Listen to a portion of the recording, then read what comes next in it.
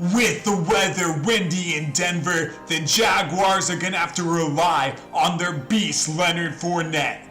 Make sure Leonard Fournette is in your fantasy lineups this week. Beast!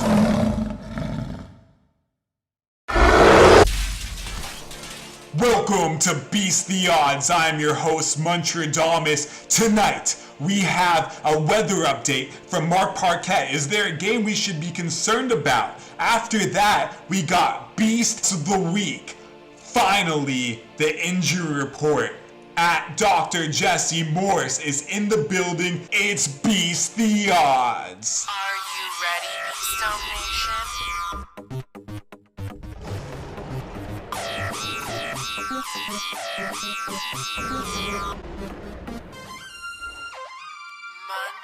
Muntradamus.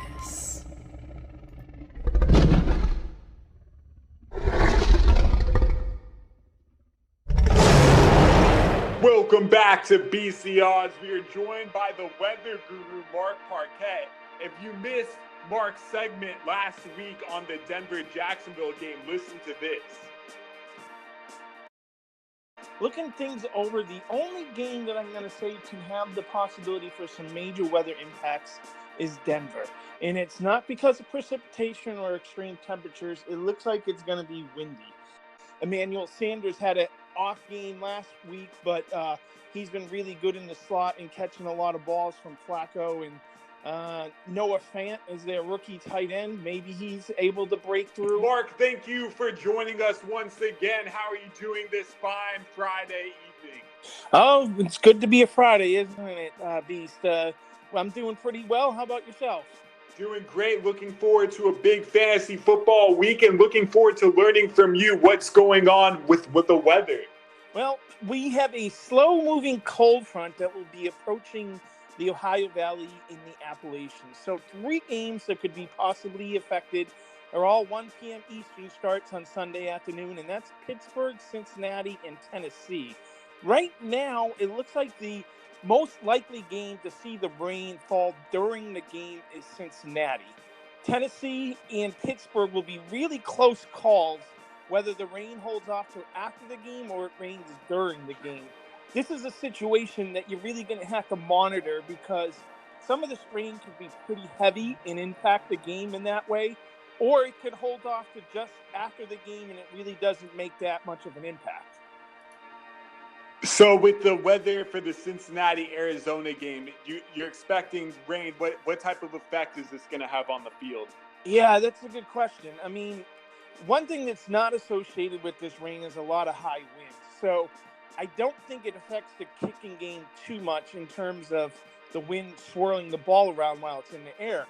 If it is raining during the game, which looks rather likely right now, I think the issue is that it could affect gripping the ball, that the ball becomes slick. And so whenever you're talking about a slick ball, I think the coaches tend to call more running plays. So someone like Joe Mixon or David Johnson could be in for a little bit more usage than they're normally used to. And obviously they already get quite a bit of usage already. So those could be 2 really good plays. Also, it could favor the short passing game over the long passing game. I know the Bengals are already dealing with a bunch of injuries to their wide receivers. A.J. Green hasn't played this week, and who was just ruled out? John Ross on the IR. So maybe like slot receivers like a Tyler Boyd or a Tyler Eifert may be in for a couple more targets this game. Yeah, both teams, Cardinals and Bengals, losing a key receiver last week. Christian Kirk not playing for the Cardinals. Thank you again, Mark, for an insightful weather segment that has us all ready to beast this DFS slate. Hey, let's look forward to it. I know it's been a good 4 weeks for you, Beast, and we'll try to make it 5 in a row, right? Love it. Beast.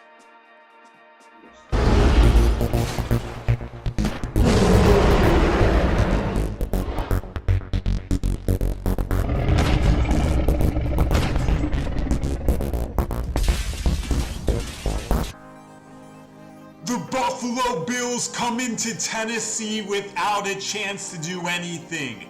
Matt Barkley is the quarterback because Josh Allen is out with a concussion. The receivers for the Bills have no chance of getting open against this Titans secondary. John Brown, Cole Beasley, those guys will not be open downfield at all. Matt Barkley's going to be facing constant pressure. The running game is going to have no chance of getting any momentum, and expect the Bills to look like a minor league football team out there. Titans defense, you are the beast of the week.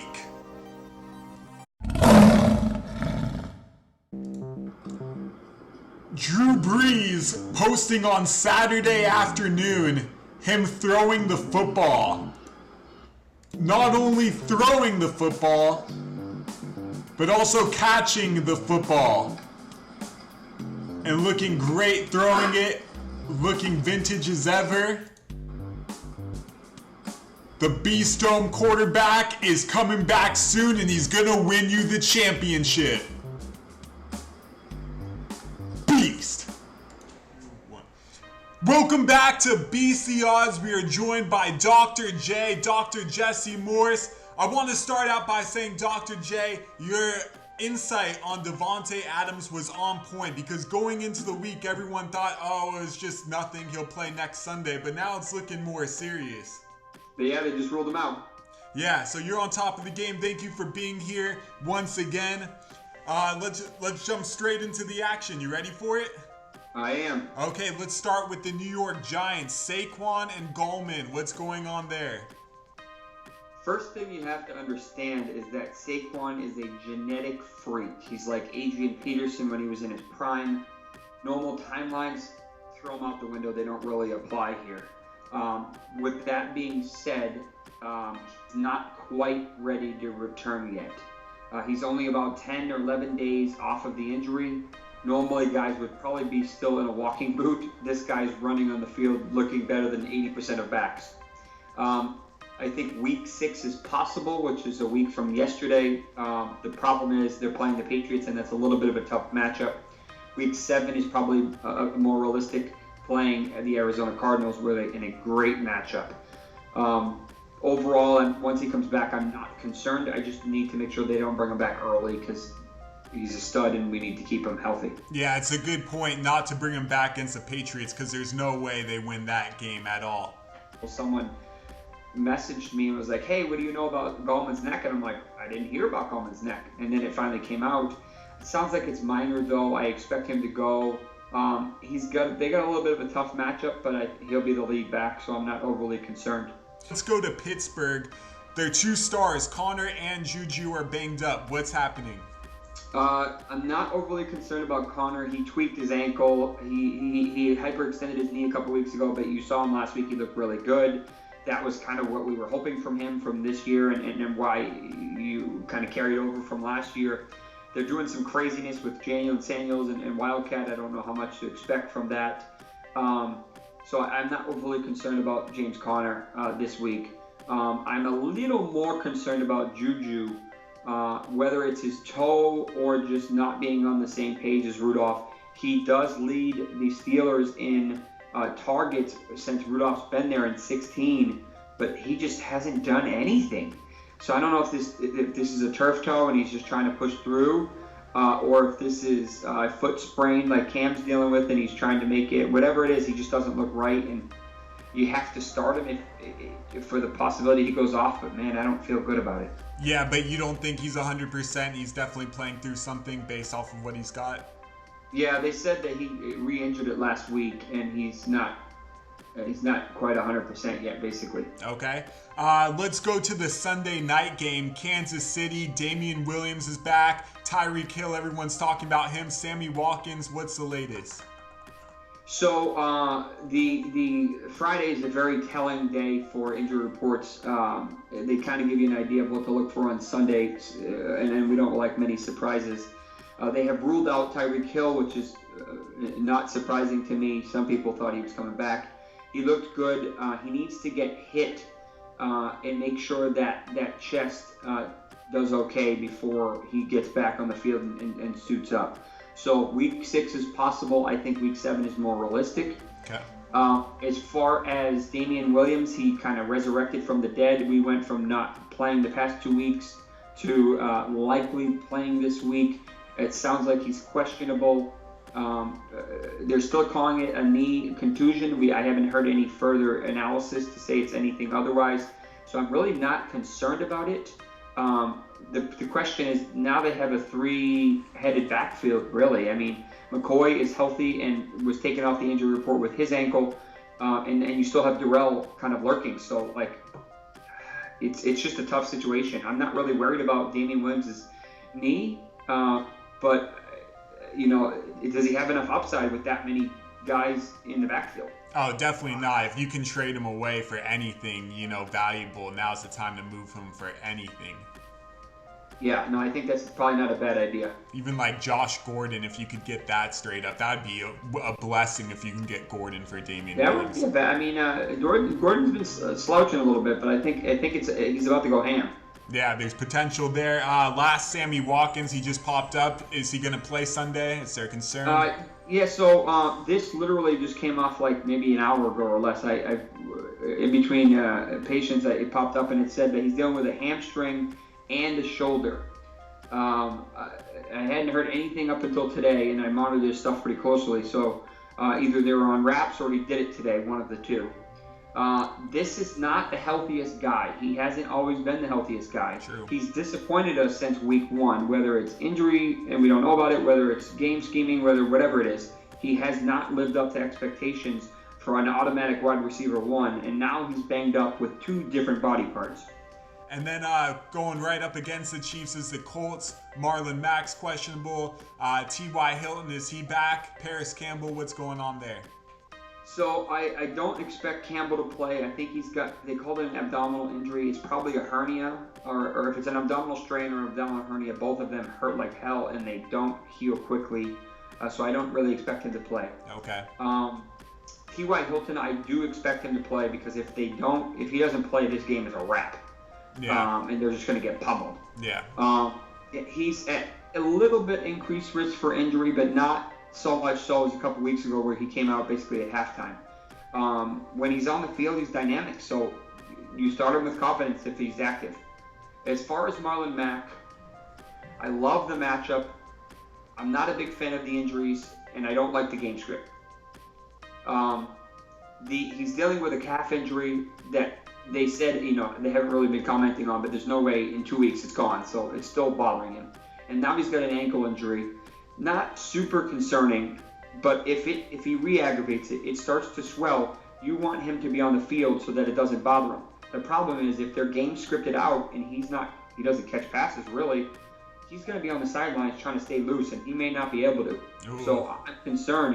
If it's at halftime, they're down 2 touchdowns and they switch to Hines. Is Mack going to be done for the rest of the game?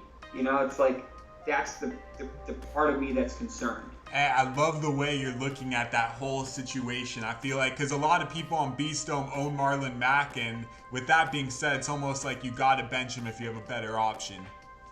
I agree with you completely. And let's wrap it up. I know you're more of the injury specialist, and this is more of a disease thing, but Sam Darnold is coming back from mono.